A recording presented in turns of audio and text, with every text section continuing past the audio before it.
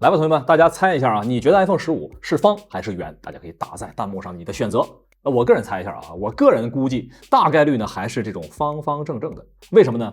因为你看苹果还是很在乎中国市场的，而中国有一句老话叫做15的 iPhone 16元啊，所以 iPhone 15大概率还是这个方正的外观。等 iPhone 16的时候，再变成原来那个圆润的外观。不开玩笑了啊，说点关键的啊，在正面到底如何呢？那根据最新的弘扬科技博主带来的一个爆料啊 ，iPhone 15呢将会带来全系登岛的一个待遇啊，什么意思？咱们现在看 iPhone 14啊，正代的话和原来一样是刘海，只有 Pro 版本呢才是灵动岛。有很多同学啊，就为了这个灵动岛去多花了3、5千块钱去买 iPhone 14的 Pro 版本。来到 iPhone 15啊，今年那苹果呢应该说是普惠型了啊，准备呢会把所有的手机啊全都上灵动岛，这应该是一个巨大的变化。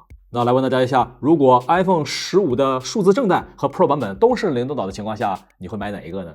那我觉得如果预算有限，咱就直接买便宜的就行了，是吧？但是呢，我先提醒你一下啊，一旦 iPhone 15数字正代它上了灵动岛，那么它有99%的概率啊就没有高刷新率了啊！你放心，不可能一次给你太多。最后来问大家一下，一边是灵动岛，一边是高刷新率啊！如果是你买 iPhone 15数字正代，你希望有哪一个呀？2选1的话，来看一下同学们的选择。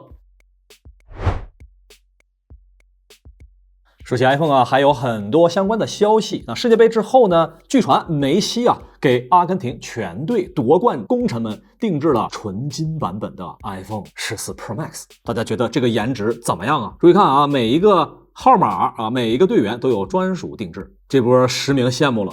原来我们评价梅西啊，就是很和蔼可亲啊，平易近人啊。现在一看，确实平易近人。那如何评价这个新闻呢？你会发现它是一个纯金的 iPhone， 对吧？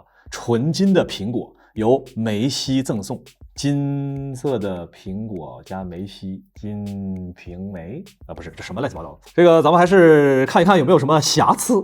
首先呢，这个外壳换成纯金的之后啊，这问题还是比较多的。为啥呢？换成纯金属，那这无线充电肯定是不能用了，对吧？那信号也好不了啊，本来这 iPhone 信号就不咋地，你这混成纯金的，这干脆打不了电话。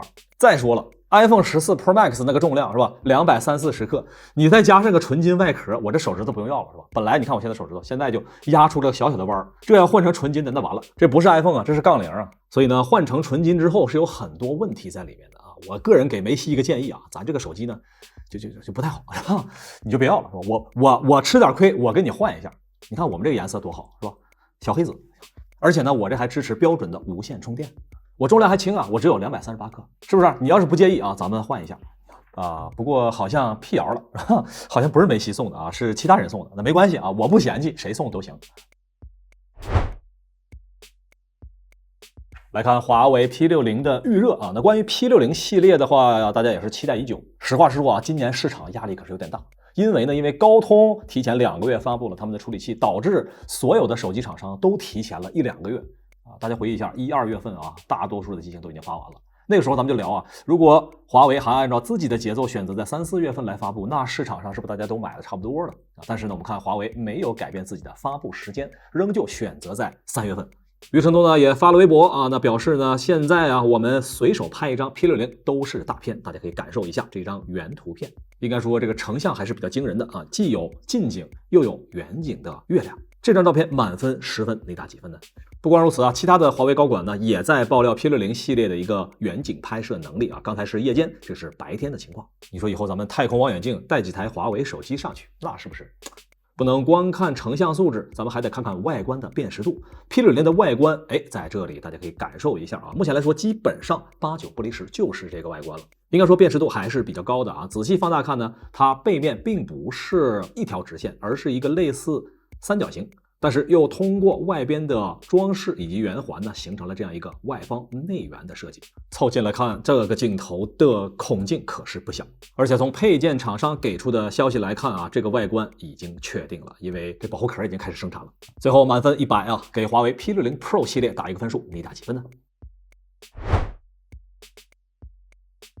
来看小米，那在小米发布之后啊，很多人都会问啊，今年的 Ultra 版本，也就是超大杯什么时候到来？我是不是可以再等一等啊？因为毕竟每年这个半代升级实在是让人纠结啊。上半年刚发了个产品，没俩月，6月份，下半年那个半代升级就来了啊，所以纠结很多。那今年雷军给大家一个定心丸，小米13啊没有计划做半代升级版本，所以大家不用等小米13S 了。言外之意呢，你就直接买小米13。那大家觉得今年小米13表现怎么样呢？是不是让你满意呢？来看一下网友的评价啊，有网友表示这个小米做的好不好还得看高通，可以啊。总之呢，如果你的预算啊在这个区间内啊，又打算买小米13又纠结的话，那目前雷军这个话呢算是吃了个定心丸，不用等小米13S 了。但是不用等13S 可不意味着没有13S Ultra， 就是没有大杯，但是也许会有超大杯。不得不说啊，过去1年里面的12S Ultra 取得了相当好的市场效果啊，不仅呢是全程没降价，而且口碑一直还都不错。这算是最近几年小米难得的一款在高端立得住的产品。这么成功的产品不可能没有下一代吧？那最新海外爆料显示，13S Ultra 啊超大杯的继任者大概是这个外观。满分100分，你打几分呢？来看一下同学们的弹幕。镜头部分的设计啊，还是辨识度比较高的，而且呢，背板这个位置呢，应该是做了一个圆滑的处理。那相比较于原本的这样一个硬朗的处理的这2个风格，打1打2，你更喜欢哪一个呢？肯定会有同学表示怀疑啊，这不可能吧？这是不是就做了一个假的图？别下结论啊！看我大华强北，连保护壳的图片都已经出来了啊！那这个外观和渲染图基本上就是一一对应了。看一下同学们弹幕啊，有同学表示你这每代设计这都是这个样子啊，这设计师太懒了。还有同学说每代设计要是不一样的话，那就是没有传承啊，这到底是一样好还是不一样好啊？你这我们到底怎么办？雷军也表示很郁闷的。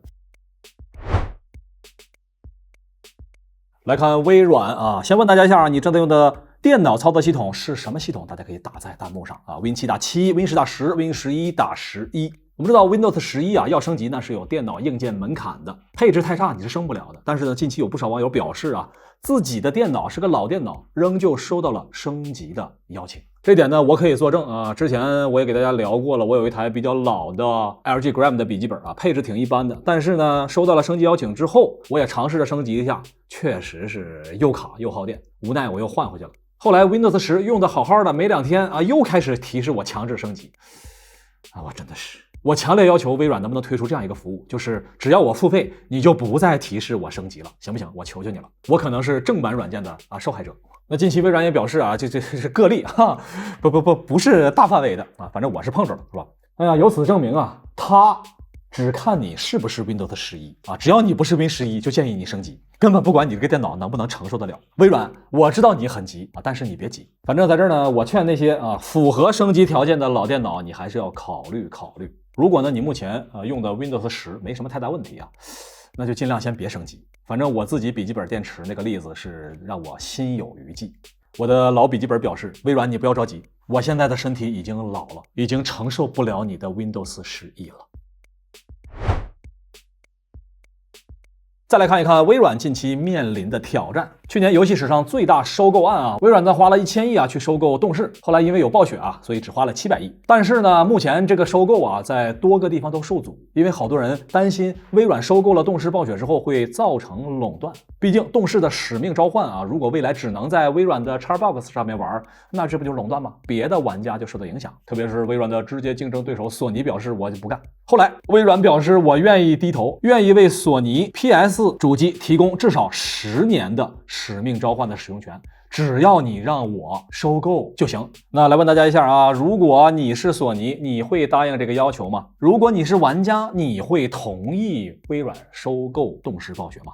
反正目前微软收购的最大难题就在索尼这儿了。索尼不点头啊，微软收购恐怕要黄。面对微软低头给出的10年 IP 授权，索尼表示我不想要协议，我就要阻止你。感觉这不是在做生意，感觉是他俩感情有什么问题。让我们回忆回忆，好像索尼游戏机上面的独占作品更多。而且从最新的消息显示呢，索尼今年将会继续进行大型的收购。话外音，我收购那是为了游戏行业的发展，你收购那不就是垄断吗？还有什么可说的？好了啊，那咱们内容看了半天，大家都累了啊，咱们插一段电影。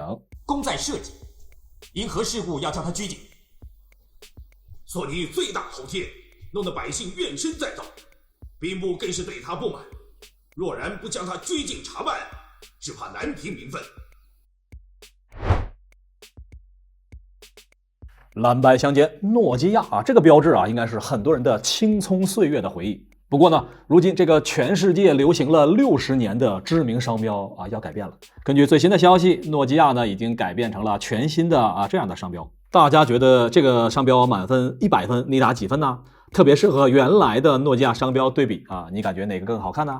还有经典的牵手 logo 啊，诺基亚啊，连接人民。如果按照这个标志来进行设计的话，那么它应该是变成这个样子。哎，诺基亚 Fire the People。你说这个 logo 意味着什么呢？意味着买诺基亚就是剁手啊，千万别买。我们知道以往的诺基亚呢都是英文标志和中文标志相搭配的。那这样的话，按照这个风格，中文标志 logo 在接下来要推出的样子，它大概是这个样子的。诺基亚改名若企业，这个 logo 啊，感觉确实有点像咱们一些老的店铺啊，街边的牌匾啊，用了几十年的牌匾呢，偏旁部首都掉下来了。估计三体运动领导人伊文斯用的就是诺基亚，然后他就嘎。为此呢，我们还专门发了一个投票啊，问一问大家觉得诺基亚的新 logo 可以打几分？有不少人呢都打了1分啊，但是呢，有更多观众表示啊，这个评分根本就不合理，要为诺基亚鸣不平。他们表示，为什么没有0分的选项？确实，我们需要0分。说起新能源、新势力啊，问界汽车那是不能忽视的。不过之前在宣传的时候啊，你一直看不到华为的字样啊，都是 Apple。但是在最近1周的宣传物料里面，我们看到官方海报频频的出现华为问界的字样，而原本的 Apple 商标呢，则变得小小的。包括华为官方微博明确表示，华为问界汽车始终与你相伴。这意味着什么呢？甚至在汽车的官方广告里面啊，标志也是明晃晃写着华为问界。还有同学表示呢，华为表示我们不造车。当然啊，刚才这些同学说的呢，也不是没道理。为什么呢？因为我们来看文件，这是华为2020年所发布的内部文件，关于智能汽车，反复的明确华为不造车，我们聚焦的 ICT 技术，帮助车企造好车。任命余承东为智能终端与汽车部门的主任。以后谁再建言造车，干扰公司可调离岗位，另寻岗位，要坚持华为不造车的战略。签发人为任正非啊，那从这份文件上来看啊，华为确实它是不造车的。但是咱们看东西啊，一定要看角落，在文件的最下方写得非常清楚，有效期为3年，而发布日期呢是2020年的10月26号。现在是2023年，我可没说华为要造车啊，我可没说，你可别瞎编。3年之期已到，请龙王归位。简单一句话啊，现在呢，距离2023年的10月份还有6个月的时间。广大想要买华为车的车主，不知道你们怎么想的呢？当然有同学说我现在就等不了了，怎么办啊？也可以，很简单啊，现在就可以让你的问界汽车变成华为汽车。你随便在各大电商去搜华为车标，就有大量的各种各样的车标可以随时贴在你的车上，还都是金属的，高端电镀。春节之后啊，不少同学兜里面都有钱了啊，都表示想买车了啊。那我主播劝你一句啊，忍住，先别掏钱啊。为什么呢？一波大的要来了。估计这2天大家也都听说了是吧？不少车企啊，价格一腰斩。雪铁龙 C6 大降9万，标价可是21万呢，这基本上相当于砍一半了，快。连卖二手车的都崩溃了，二手还得14、15万呢，你这新车直接从21万降到12万，这太好了。这件事情确实还是相当震撼的，从21万直接降到9万，这相当于一台1万的 iPhone 直接卖你5000，这不跟白捡一样吗？如何评价呢？21万的雪铁龙 C6 啊，这啥破车，就是上边这么贵。12万的雪铁龙 C6， 尊贵的法国血统，欧洲之光豪华车型的真正代表。50宏光迷你 EV 性价比那也就是图一乐，真正的性价比还得看我们雪铁龙 C6。 但可能不少人都没看过这车长啥样啊，咱们来看看这车的真车的照片啊，不是这个啊，这不是这个，看错了啊，这个是雪铁龙 C6。 这一看这车是不是感觉顺眼多了？别小瞧这个车啊，当年这可是纯进口车。回顾早年的报价，想当年啊，咱们 C6 刚进口国内的时候，那报价是65万有没有当年第一批花65万买 C6 的同学？你可以在弹幕上打一波6吗？如今卖12万，这几年之间呢，就降了53万。此时此刻你有什么心情呢？可以打在弹幕上啊，我给你几秒钟，你好好表达一下。10、987654、3、2、1。想起了过去这几个月的新闻啊，特斯拉降价3万，那不少的特斯拉车主都跑去拉横幅，特斯拉就是个骗子，纯纯的割韭菜。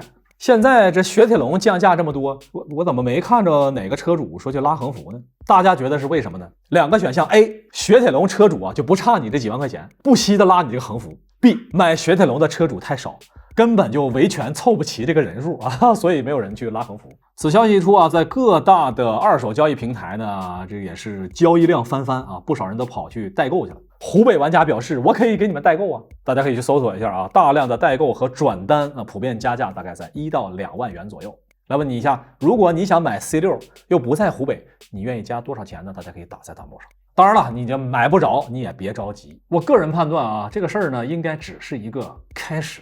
湖北它都降了，那其他的地方它能不降吗？说白了，你们湖北消费者买它才花12万，你让我别的地方花15、16万、17、18万买，我可能买吗？此消息一出啊，其他地方的雪铁龙 C6 的价格，个人觉得不太可能再涨回去了。当然，有同学说我不喜欢 C6 啊，我就喜欢这个价格，怎么办？别着急啊。C6 它只是开始啊，各大厂商接下来要纷纷开始补贴了。多家媒体报道呢，凯迪拉克也开始降价了啊，最高降到13万。当然啊，同样是限地区限车型，那也行啊。有同学表示，就这2家吗？不止呢，不说了吗？只是开始啊。雪佛兰宣布降价啊，全国不限地区啊，不用包邮区，最高补贴呢7万元。所以啊，最近想要买车的同学，你可以观望一下了。而年前买车的同学，咱们组织啊，可以去拉横幅了。开玩笑啊，没这个必要。来看老朋友埃隆·马斯克，过去这1年多呀，咱们就光听马斯克裁员了。那目前根据最新消息呢，马斯克已经进行了第4次裁员。那根据最新的报道呢，马斯克已经进行了4轮大的裁员和8轮小的裁员。之前马斯克刚开始裁员的时候啊，有不少的推特高管啊，为了防止被裁，直接就睡在公司表忠心。我都这样加班了，你还好意思裁我吗？那么根据最新的消息显示呢，之前睡地板的推特高管也被马斯克给裁了。来吧，同学们，你们觉得马斯克为什么裁这样的高管呢？答案很简单啊，这个高管啊，他错就错在睡在公司。为啥呢？